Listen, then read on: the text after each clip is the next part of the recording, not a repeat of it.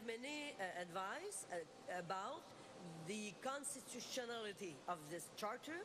Some said yes, no problem. Some said no. Marois now says if she had to use the notwithstanding clause in the Canadian Constitution to protect the charter, she would.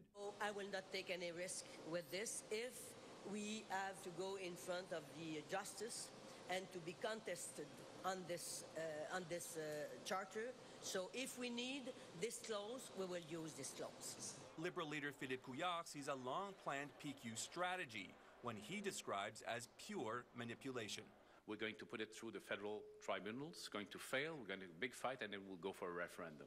A La Presse story today lays out a timeline starting when the PQ badly lost the 2007 election. It started adopting policies it saw as strengthening Quebec's traditional francophone identity. In a morning radio interview in Quebec City, Couillard said the PQ is rejecting its roots. Then later, he added, sans scrupules, without scruples, Machiavellian, for sure. Certainly not in the tradition of René Lévesque's party. The notwithstanding clause is in the Constitution and allows opting out of some parts of the Federal Charter of Rights.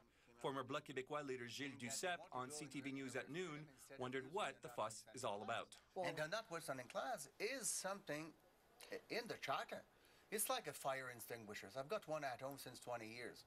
I didn't put the fire to my house just for the pleasure of using it. This law professor says the PQ is simply doing some last-minute reassuring of supporters of the Charter of Values.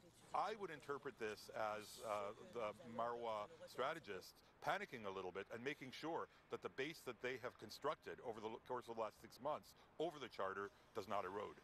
With a week to go, the PQ is determined to keep the issue in the spotlight, knowing it may live or die by its charter gambit. Max Harold, CTV News. Well, candidates from the four main parties